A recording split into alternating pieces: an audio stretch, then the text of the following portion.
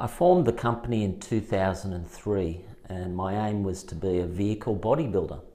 And that came about because I was a fleet manager in a dealership selling vehicles and I had an opportunity to build some special purpose bodies for a telco. So I started the company in 2003 with 3 staff. We've got a warehouse in Wetherill Park and got a pan brake and a guillotine and started building these special purpose vehicle bodies. And over the next 10 years, the business grew to 40 staff. At our peak in 2012, we were the #1 special purpose vehicle bodybuilder in New South Wales. About 5 years in, I found the first 3 or 4 years were a struggle for the business. We didn't make money for the first 3 years. When we started to make money, we got very busy. We grew quickly, but we plateaued. And I found that no matter what I did, I couldn't grow the business further, and I felt like I was doing everything. Sales, HR, production, troubleshooting, and I guess that combined with some personal challenges took me to a point where I knew that I needed some help, but I didn't know what kind of help I needed. Over the next 2 to 3 years, the business grew threefold, but more importantly, our average dollar per hour grew threefold. So instead of earning $100 an hour for my labour, we were earning $300 an hour for my labour. So that made a dramatic change to the business. It allowed me to work on the business, on the marketing and on the strategy, rather than being hands-on. Well, through discussions with the coach and through a SWOT analysis, we decided that we were very good at a certain niche product, and I guess I had to learn to say no to customers. That was a big hurdle for me because I wanted to be the bodybuilder of choice for everybody, you know, the vehicle bodybuilder of choice for everybody. And the coach helped me learn to say no by helping me identify what we were good at. The niche within the market that we became very good at was service trucks for mining, utility and emergency services. So all of the other products outside of those key industries I started saying no to.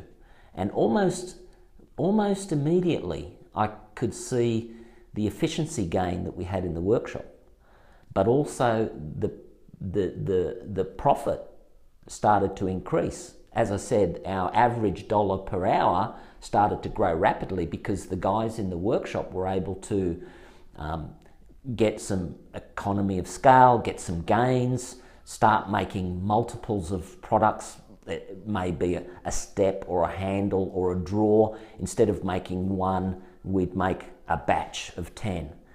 Put some on the shelf, put some on the job. So we really started to get some gains in the workshop.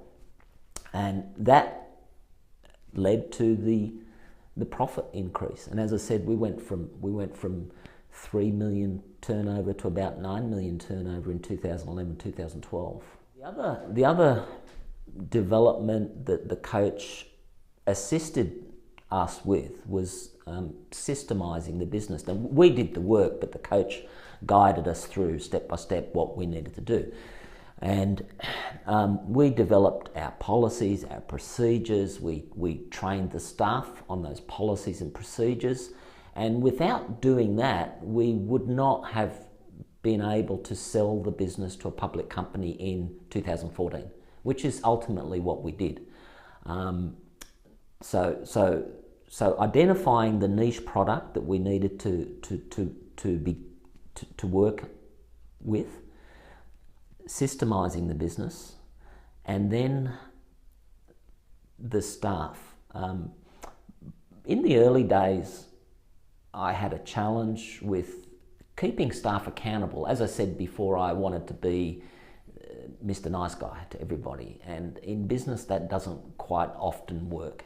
There's a nice way to handle things, but at some point you've got to draw a line in the sand with staff, and they've got to become accountable for their role. And the coach helped me do that.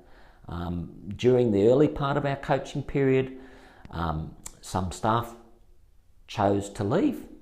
We replaced them, and we ended up with a very good team.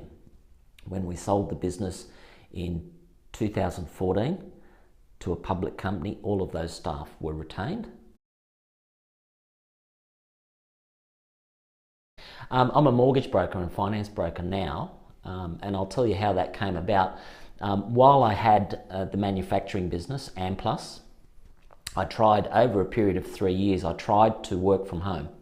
The business was going well, staff were doing their jobs well, business was going good, and I tried to work from home. I appointed a general manager, and I tried to work from home, but with the complexity of the manufacturing business, it didn't allow me the freedom that I wanted.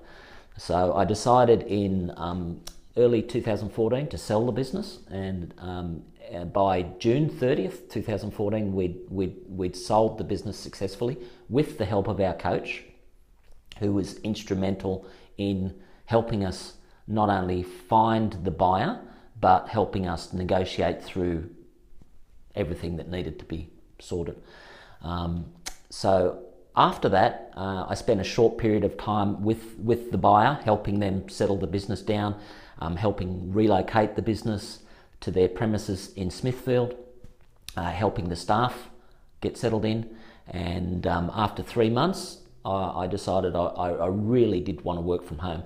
And I went and used our old friend Mr. Google, and I searched for work from home, property, finance related, and top 10 franchises. And I came across a BRW report which listed Smartline as the #1 franchise in Australia across all franchises. During the 12 years that I owned and operated Amplus, I obviously borrowed quite a bit. You know, I had my own properties, my own investment properties, but borrowing for the business. And I found borrowing for the business was quite difficult, actually. Every time I tried to approach a bank directly, it became very complicated.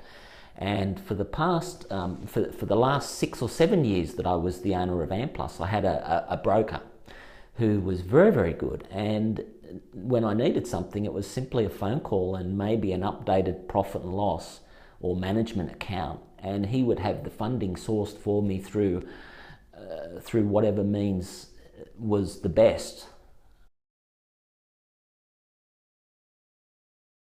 I would definitely highly recommend it. As I said, it allowed me to focus on my strengths, and it allowed me to build a team around me that would complement my strengths. I think most owner-operators of businesses, they're either good at the sales and the business development, or they're good at the production and the hands-on. It's very rare to find a business owner that's good across everything that he needs to do. So a coach can help you identify your strengths and help you build a support team around you to complement that, which allows the business to grow. And that's what I found. That was my experience.